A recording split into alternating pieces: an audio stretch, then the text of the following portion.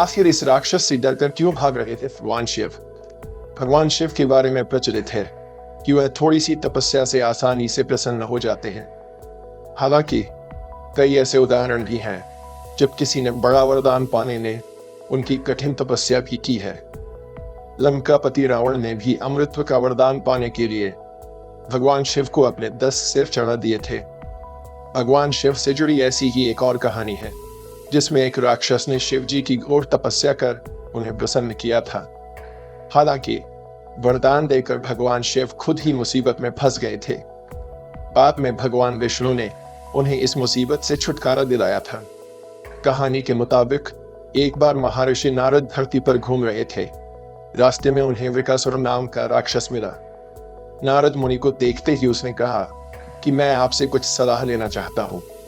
आप मुझे बताइए कि ब्रह्मा, विष्णु और महेश में कौन देवता जल्द प्रसन्न हो जाते हैं? महर्षि नारद ने बहुत सोचने के बाद कहा कि वैसे तो तुम तीनों महादेवों में से किसी की भी तपस्या कर सकते हो, लेकिन ब्रह्मा और विष्णु जल्दी प्रसन्न नहीं होते हैं। उनके लिए बहुत वर्षों तक कठिन तपस्या करनी पड़ती है। ये भी हो सकता है कि तुम्हारी आयु पूरी हो जाए, लेकिन तपस्या पूरी ना हो। भगवान शंकर थोड़ी आराधना से ही प्रसन्न हो जाते हैं। वे अपने भक्त की इच्छा पूरी करने के लिए सोच विचार नहीं करते हैं। वृकासुर ने भगवान शंकर की आराधना करने का फैसला किया और हिमालय के केदार क्षेत्र में जाकर आराधना करने लगा। यज्ञ, जप, तप, ध्यान सब प्रकार से वह पूजा पाठ करने लगा।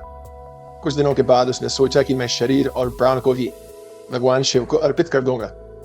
ऐसा सोचकर वह अपने शरीर का मांस काट काट कर यज्ञ कुंड में डालने लगा, लेकिन भगवान शिव प्रसन्न नहीं हुए।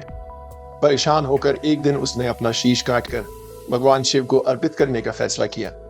स्नान ध्यान कर जैसे ही उसने खड्ग उठाकर अपना शीश काटना चाहा कि भगवान शंकर प्रकट होकर बोले, बस करो, तुम्हारी तपस्या पूरी हुई, मैं तुम पर प्रसन्न हूं, वर मांगो।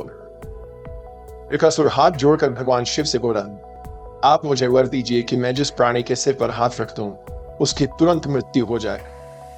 शिवजी वृकासुर की यह मांग सुनकर चिंता में पड़ गए, लेकिन वरदान नहीं देने पर देव मर्यादा का उल्लंघन हो रहा था। शिवजी वृकासुर से बोले कि तुम्हारी तपस्या व्यर्थ नहीं जाएगी। तुमने मुश्किल वरदान की कामना से तपस्या की थी, इसलिए तुम्हें तपस्या भी कठिन करनी पड़ी। जाओ, जैसा वर चाहते हो वैसा ही मिलेगा। वरदान पाते ही वृकासुर की आसुरी वृत्ति जाग गई। उसने कहा कि प्रभु, आपका यह वरदान सत्य है या नहीं, इसकी परीक्षा लेना चाहता हूं। इसीलिए पहले आपके सिर पर ही हाथ रखकर देखता हूं कि इस वर में कितनी सच्चाई है। भगवान शंकर ने सोचा कि यह राक्षस कुछ नहीं सुनेगा। जब वृकासुर शिव जी के सिर पर हाथ रखने के लिए आगे बढ़ा तो वह वहां से भागने लगे। इस पर वृकासुर का क्रोध बढ़ गया। वह पीछा करते हुए चिल्लाया कि वरदान की परीक्षा से डरकर क्यों भाग रहे हैं। शिवजी भूमंडल छोड़कर देवलोक तक भागते रहे और वृकासुर भी उनका पीछा करता रहा। अंत में भगवान शिव विष्णु लोक पहुंचे और विष्णु जी को अपनी परेशानी बताई। विष्णु जी ने हंसकर कहा कि कुछ भी हो, आपके वरदान की सच्चाई तो सिद्ध करनी ही होगी। भगवान विष्णु ने योग माया से एक वृद्ध तेजस्वी ब्रह्मचारी का स्वरूप बनाया और वृकासुर की ओर चल पड़े।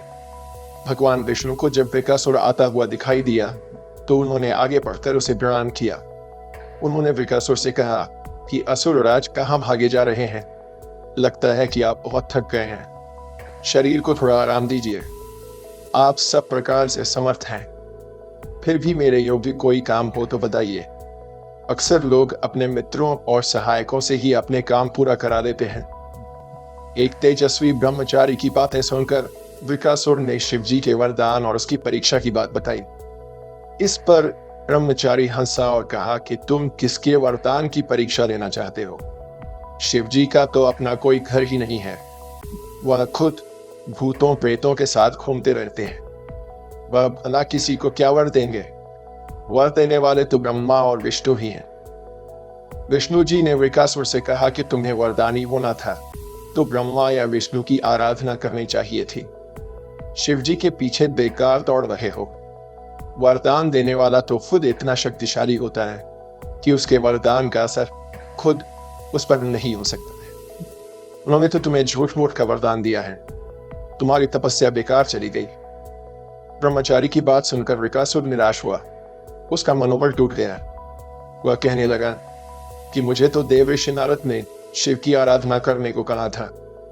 ब्रह्मचारी ने कहा कि तुमने नारद मुनि पर भरोसा कर लिया। वह तो ऐसे घुमक्कड़ साधु है जो सभी को उल्टी सलाह ही देते हैं।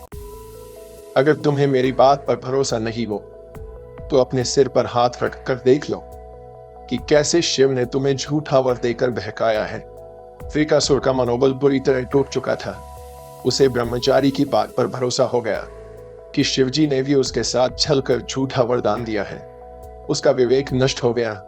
उसने वरदान की सच्चाई का परीक्षण करने के लिए अपना हाथ अपने ही सिर पर रख लिया। सिर पर हाथ रखते ही भयंकर अग्निपुंज प्रकट हुआ और वृकासुर उसमें भस्म हो गया। भगवान शिव, विष्णु जी और वृकासुर की इस कहानी में जीवन का अहम सार छुपा है। कहानी सीख देती है कि हमें हमेशा सोच समझकर ही किसी की मदद करनी चाहिए। हम आशा करते हैं कि वीडियो आपको बहुत अच्छी लगी होगी।